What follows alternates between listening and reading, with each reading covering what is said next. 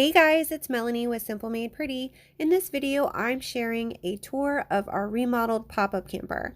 We recently bought a Jayco Swift 2005 pop-up camper and it needed a little bit of updating, and I'm sharing everything that I did in this video. So, the cushions, as you guys know, I covered with canvas drop cloth from Home Depot. I had some of this on hand already, so I didn't spend too much money on fabric for it. But if you were looking to do the same thing, I would say you need about 5 packages of a 9 by 15. It's either 9 by 15 or 9 by 12 canvas drop cloth. They're $11 at my local Home Depot. So you'd be looking at around spending about $50 to recover your cushions. Now, if you can find high quality fabric, upholstery fabric, or even like a fake leather at that price, I would do that. I was just using the materials that I had on hand to save some money. Now, what else? You guys know I painted the cabinets and I redid the floors. The cabinets were painted with chalk paint as a first prime coat, and then eggshell interior plus primer in one, and Benjamin Moore gray. And then these floors are peel and stick floors. I found this from Home Depot, but I'll link it for you. And it was very easy. It was one box, $34 for one box of the flooring. By the way, the paint, I spent $20 on a gallon of paint to paint in here. I really didn't need a gallon, but I will be using that paint elsewhere in my home. The curtains, that was another big project. So I decided to keep the existing curtains for the main windows, and I replaced the curtains for the bed with some old Ikea curtains that I had. I had 2 panels of these white Ikea curtains just sitting in my linen storage. I used them previously in our master bedroom, and then I hadn't been using them.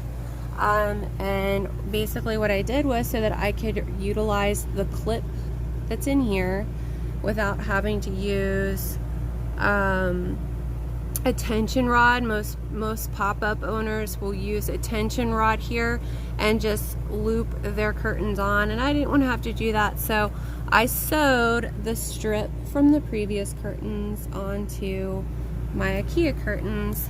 I cut the panel in half, and I was able to double the panel to use on both sides of the beds. And I took the Velcro sash that was left over from the old curtains, look like this, and I attached it to this one. And again, I can unvelcro it and just pull this across to close it. Now I will probably be replacing these curtains at some point. I found this gorgeous blanket at Five Below for $5, and I would love to use this as curtains on the bed, and then maybe move the white curtains over to the window. But for our first camping trip, these will do. And so as far as the bedding, I couldn't find a king size comforter at Ikea, so I made one using 2 twin comforters, and the Ikea duvet is from Ikea.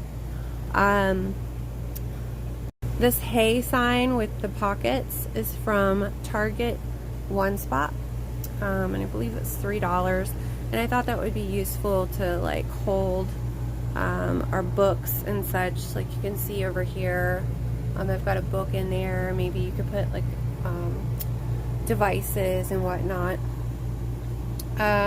So a few other things that I did in here is I didn't do anything to the countertops or the sink or the faucet. And the reason why is I like the way they look. It looks good to me. I'm not bothered by the faucet. I'd rather just leave it alone. I don't want any leaks, so I just want to leave that alone for now. And then I epoxied the ice box, and our ice box is working really well, by the way. It had some stains at the bottom that I couldn't remove right now, but so I just covered it with some shelf liner. But the ice box is working really well. I also spray painted the furnace cover and all of the handles. This is an antique gold spray paint, and then this is just a white matte spray paint. And then the epoxy for the refrigerator is also white. This is like $4 a can at Home Depot. And then both of these spray paints that I used for everything else was between $4 and $6. And I also spray painted the fire extinguisher holder.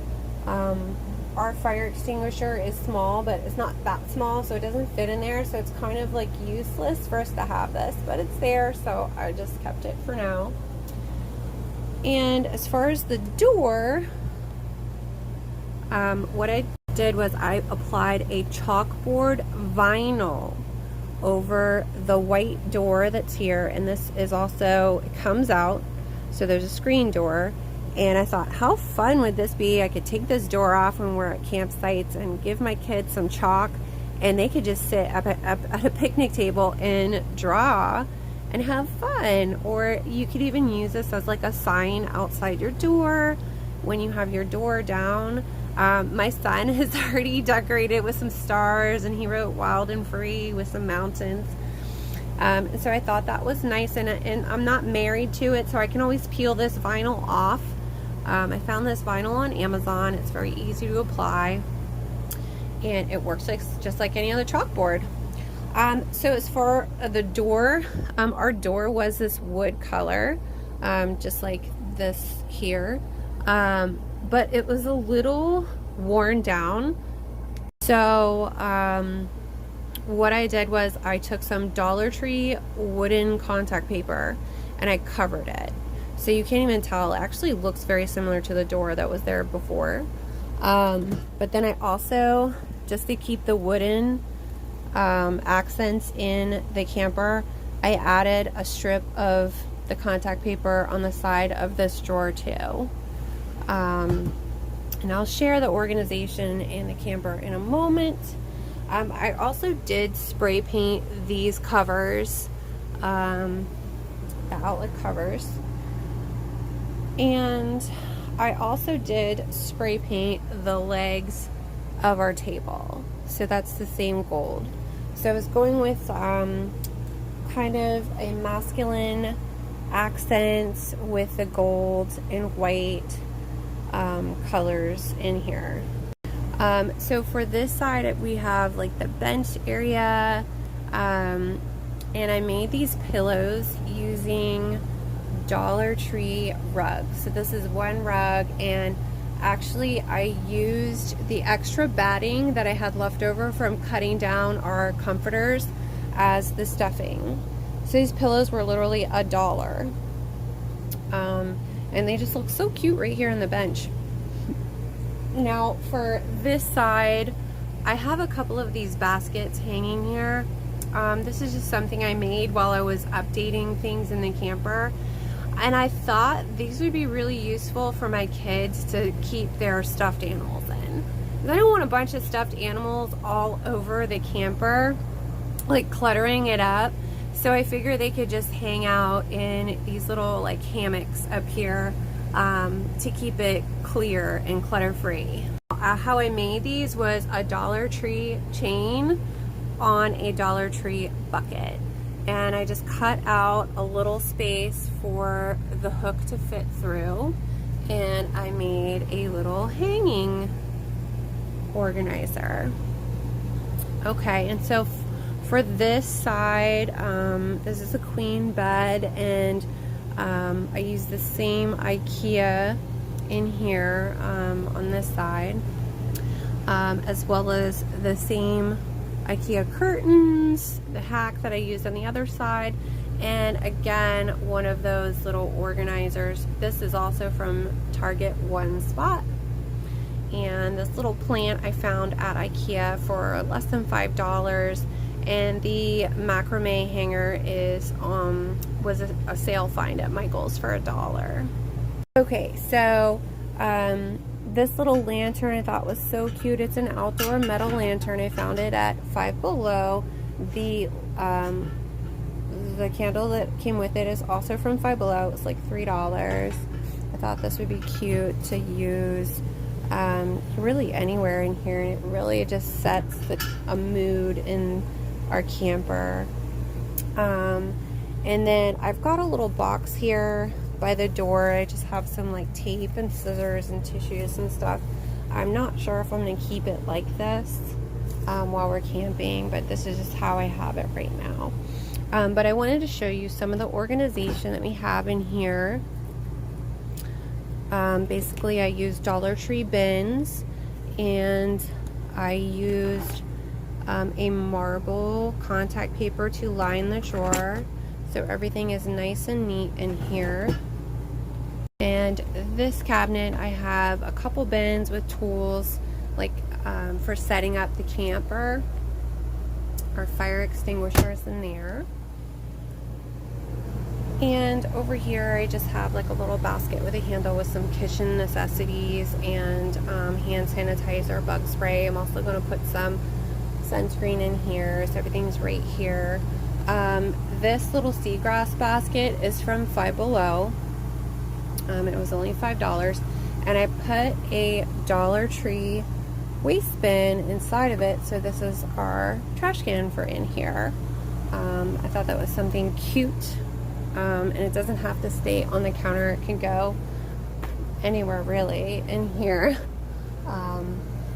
So it doesn't, you know, it's not like a trash can sitting on the counter.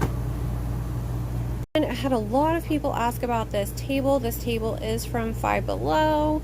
It is so simple to put together. The top literally just pops right off. It's got little pieces that hook, and this piece folds right up. So convenient for a pop-up camper. And down here, I got these baskets. They fit perfectly in this little space, so that when you're sitting there, you don't bump into them at all. My son actually came up with this idea. He's like, "Mommy, you should put a basket under there, and that's where I can keep my sheets for this bed." And I'm like, wow, he is a genius.